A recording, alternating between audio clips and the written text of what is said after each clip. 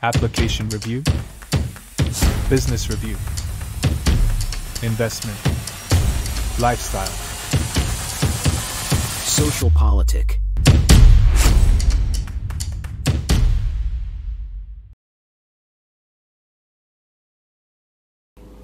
Halo Bapak Ibu, saudara-saudari sekalian, lovers and haters. Salam cerdas Indonesiaku. Jumpa lagi kita pada kesempatan kali ini.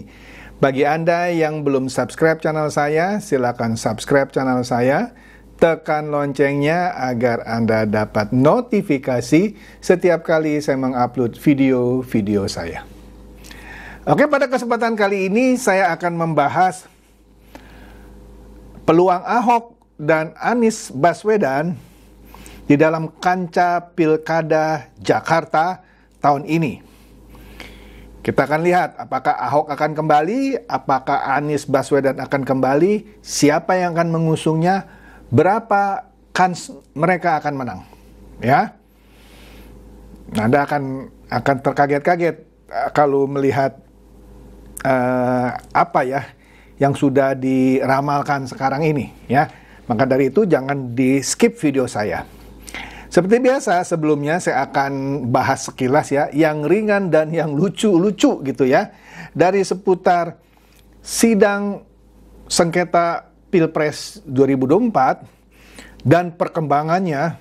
Nah, sebelum akhirnya saya bahas mengenai Ahok dan Anies ini. Kita cepat aja nih ya, kita lihat dulu nih berita di Detik News. Kan sudah ada deadline ya tanggal 16 lalu, yaitu para pihak harus memasukkan kesimpulannya, baik itu dari kubu 01, kubu 02, dan kubu 03. Kan mereka mengikuti persidangan beberapa hari ya. Nah, mereka diberi batas sampai tanggal 16 untuk memberikan atau memasukkan kesimpulan mereka masing-masing ke Mahkamah Konstitusi. Dari sini kita lihat di Detik News dikatakan bahwa tim Ganjar tetap permasalahkan Jokowi bagi bansos dalam kesimpulannya kepada MK. Ini lucu ya. Saksi ahli lah tanda kutip yang dia bawa waktu itu Romo Magnis Suseno, yang ternyata ketika ditanya oleh kuasa hukum kubu 02, ternyata Romo Magnis nggak ngerti apa-apa.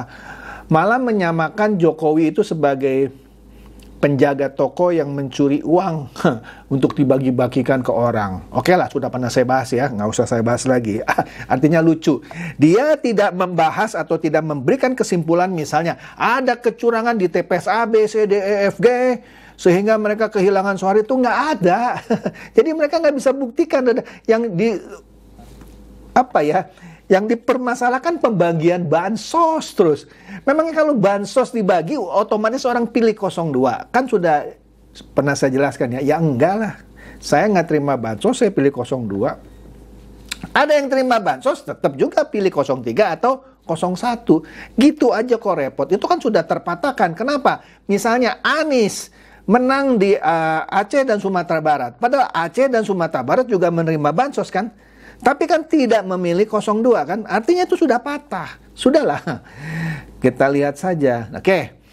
Nah ini Partai Sosmed mencuit mengenai amicus curiae ya. Di sini ada gambar Hasto lagi nangis. Nggak tahu lah. Ini kan satu foto yang menjadi kesukaan banyak netizen ya. Hasto suka nangis gitu ya. Nangisnya pura-pura sih. Seakan-akan sedih. Nah, sebelumnya ada cuitan dari Hasbil Mustaqim Lubis ya. Kalau orang bilang habis gelap terbitlah terang gitu ya. Nah, kalau Hasbil Mustaqim Lubis bilang, Bu Mega, saya sepakat, habis PDIP terbitlah terang. Inilah tulisan tangan Ibu Mega yang diberikan oleh Hasto ke Mahkamah Konstitusi, yang mana sebagai amicus curiae ya. Ibu Mega mengajukan diri sebagai sahabat pengadilan. Ya, jadi Partai Sosmed menanggapi ini katanya, sudahlah Bu Mega, jika Pilpres diulang, kami yakin suara Ganjar Mahfud justru akan makin memalukan. Setuju saya, setuju banget. Sebab rakyat sudah muak banget, saya juga muak. Aduh, terima saja kekalahan ini dan fokus perbaiki diri untuk kedepannya. Setuju banget. Oke?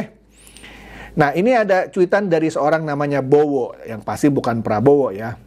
Dia mencuit begini, sama-sama dari partai dengan dasar demokrasi. 3 orang ini nih, ya. Tapi tak bisa menghargai, ini kata Bowo, bukan kata saya cuma baca loh. Tidak bisa menghargai demokrasi itu sendiri, padahal nama partainya ada demokrasi gitu katanya. Menolak hasil pilpres yang jelas-jelas 96 juta rakyat secara nyata memilih 02. Intervensi MK. Jadi MK sekarang ditanda kutip diintervensi dengan yang namanya sahabat pengadilan, mengajukan Ibu Mega sebagai amicus curiae, ya. Apa perlu 96 juta rakyat turun ke jalan supaya mereka bertiga melek mata dan hati? Ya nggak perlu dong. Kalau turun semua kisru dong, rusuh ya, nggak perlu.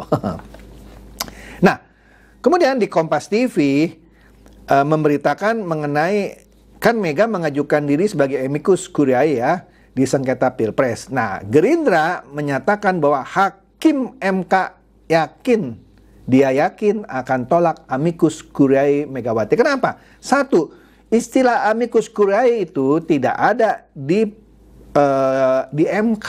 MK pun tidak mengenal amicus curiae. Kalaupun ada, itu hanya bisa dimasukkan oleh pihak ketiga atau pihak yang tidak terlibat di dalam Pilpres itu. Dalam hal ini tidak terlibat sebagai kubu 01, 02, atau 03. Sedangkan Megawati kan terlibat sebagai kubu 03. Jadi nggak bisa dia. Saya ya yang bukan timnya 01, 02, 03 bisa.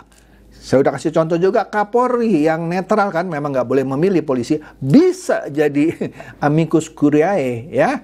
Siapa misalnya lagi, Romo Magnis lah misalnya ya, meskipun dia saksi ahli 03, tapi dia kan bukan di tim 03, boleh dia masukkan amicus curiae. Tapi Megawati kan dia yang mengusung Ganjar Mahfud ya, sebagai pihak yang berkontestasi tidak bisa ya gitu. Jadi Gerindra yakin MK akan tolak.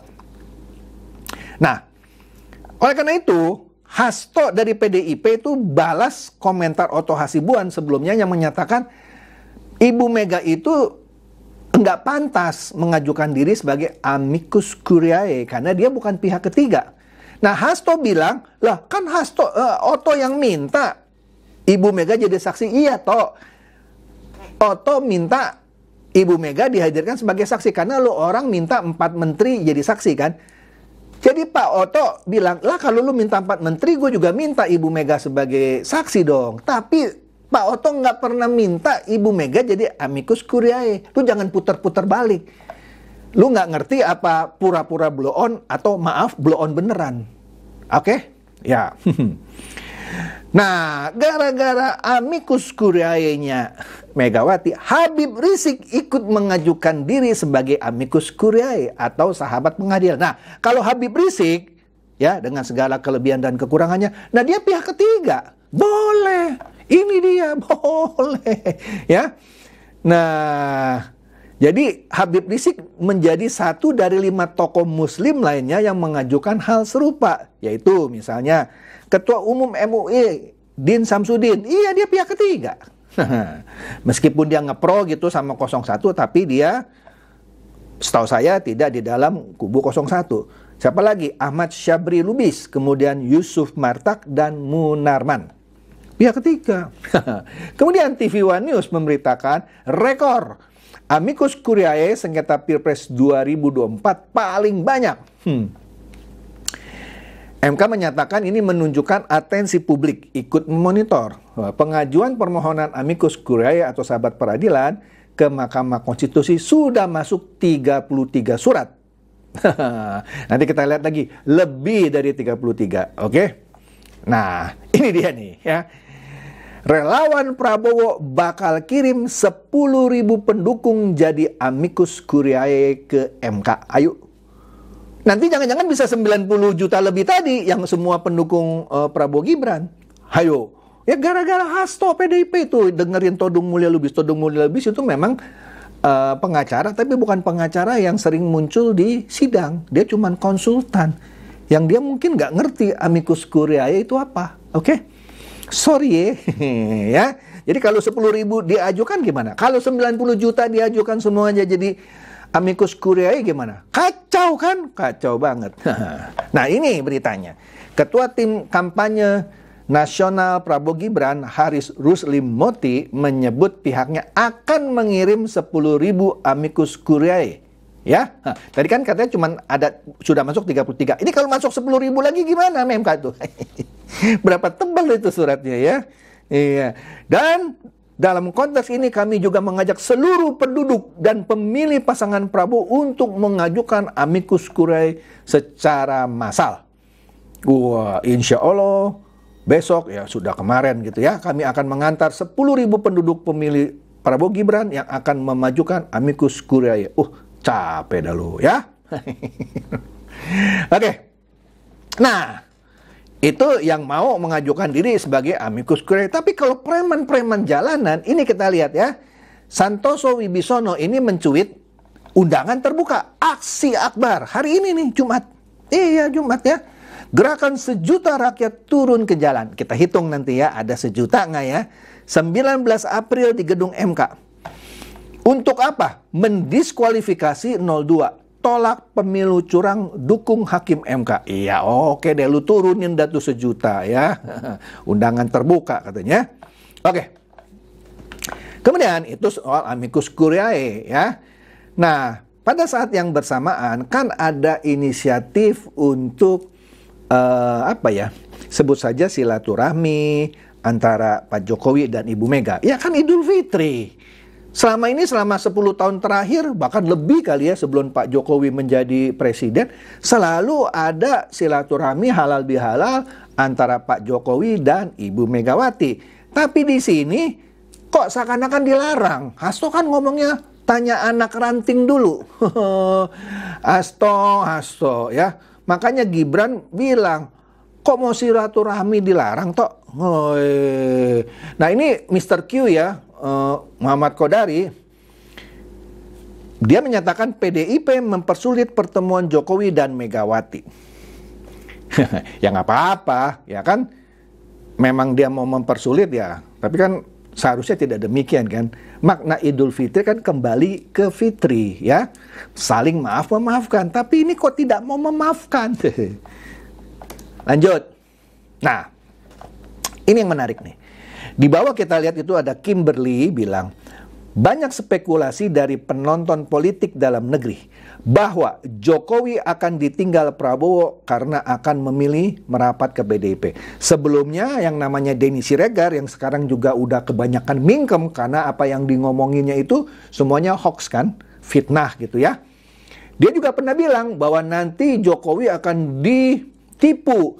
Ahok juga pernah bilang gitu, nanti Jokowi akan ditipu sama Pak Prabowo. Hati-hati lu Pak Jokowi, nyesel lu nanti lu gitu ya kira-kira ya. Jokowi akan ditinggal oleh Prabowo. Pokoknya dipanas-panasin gitu ya. Apalagi sekarang kan Pak Prabowo kan akan mengajak PDIP masuk ikut bersama-sama memerintah ya. Ya tapi kalau PDIP mau jadi oposisi nggak apa-apa juga. Oleh karena itu NeoJazz mencuit ya. Di situ ada cuplikan video lah sebenarnya ya, dikatakan PDIP menyerang Jokowi. Lihat dah, terus menerus diserang itu. Jokowi lah, Gibran lah, Kaesang lah, Bobi Nasution lah, semuanya keluarganya, Iriana lah gitu ya. Nah, tapi tidak menyerang Prabowo. Oke. Jadi pasca Pilpres ada kecenderungan untuk membenturkan Jokowi dan Prabowo ya. Hati-hati. Nah, kita ke Bobi dulu nih. Kan Hasto bilang, Bobi nggak boleh maju di Pilkada Sumut. Iya, Bobi kan nggak bakal majukan diri melalui PDIP. Tapi boleh dong pakai partai lain, Golkar kayak Gerindra kayak ya kan. Jadi norak gitu Hasto bilang kalau Bobi nggak boleh daftar. Iya, nggak boleh daftar melalui partai lu. Memang hanya partai lu aja yang boleh mengusung calon gubernur. Projo ini bilang dia mendukung Bobi Nasution untuk maju di Pilkada Sumut. Mau apa? Nah, kita lihat nih. Anies.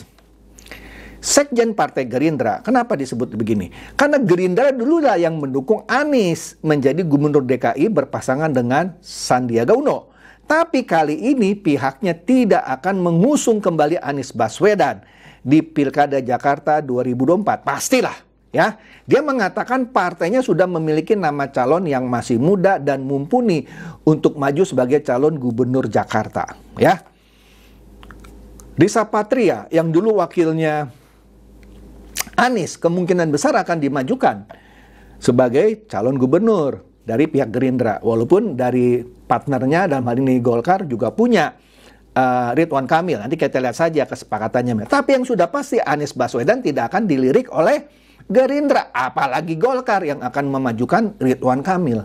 Ya, PAN nggak mungkin juga milih Anies Baswedan. Nah, tapi kita akan lihat apakah PKS, apakah PKB, apakah Nasdem mengusung Anies Baswedan. Nah, ini menarik. Nah, di sini nih ya, ini pengamat-pengamat politik ya sudah membicarakan siapa calon gubernur DKI yang paling berpeluang. Kita lihat Ahok. Ahok kan kemungkinan terbesar itu dicalonkan oleh PDIP. Nggak mungkin lah sama Gerindra, nggak mungkin lah sama Golkar, nggak mungkin sama PAN. Nggak mungkin sama siapa lagi? Sama PKS nggak mungkin, PKB nggak mungkin, Nasdem nggak mungkin. Jadi Ahok akan terbuang. Karena kemungkinan terbesar dari PDIP adalah Ibu Risma. Oke? Ya ada lagi calon lain, tapi pastinya bukan Ahok. Karena Ahok ini sudah melakukan blunder. Ya, dia tidak bisa mendongkrak pendapatan suara untuk Ganjar Mahfud, khususnya di DKI Jakarta, apalagi nasional. Apalagi kalau dia ditaruh lagi sebagai calon gubernur DKI. Blunder dia. Jatuh suaranya. Ya. Kemudian, tadi sudah saya sebutkan Gerindra. Dia tidak akan mencalonkan Anies Baswedan. Dia punya calon sendiri, salah satunya Risa Patria. Ya. Kemudian Golkar jelas akan memajukan Ridwan Kamil. Ada satu lagi, ada dua lagi. Tapi yang calon kuat saya lihat Ridwan Kamil. Lalu bagaimana dengan PKB? Dengan PKS, dengan Nasdem. Nasdem sudah punya calon. Dia juga tidak akan mengajukan Anies Baswedan. Salah satu calon terkuatnya adalah Saroni. Ya, kader sendiri. Siapa lagi? PKB. Dia juga mengajukan kader sendiri. Seorang wanita malah ya. Yang sekarang jadi menteri apa itu ya, sosial kalau saya tidak salah. PKB. PKS juga sama, tidak mengajukan Anies Baswedan. Dia mengajukan kader-kadernya sendiri. Ya, jadi kemana Anies? Wah, gigit jari lah. Kemana Ahok? Gigit jari pula. Ya, jadi inilah anti klimaks hasil dari Pilpres yang berdampak buruk buat Anies dan Ahok. Saya sudah yakin dan sudah bisa saya prediksi dua nama ini tidak akan muncul lagi di Pilkada Jakarta atau Pilkada manapun. Ya, luculah kalau Anies dicalonkan di Pilkada Banten gitu ya, kan lucu. Atau Ahok di Pilkada apa itu, misalnya Pilkada Lampung. Kan nggak mungkin, yang paling bergengsi di antara semua itu Jakarta. Tapi tidak mungkin nama itu dua masuk. Oke, itu saja ya dampak dari Pilpres ya terhadap kedua orang ini. Semoga ini mencerdaskan dan mencerahkan. Silakan share video saya ini kepada teman-teman, sahabat atau kerabat supaya mereka tambah cerdas dan tercerahkan. Seperti biasa, terima kasih.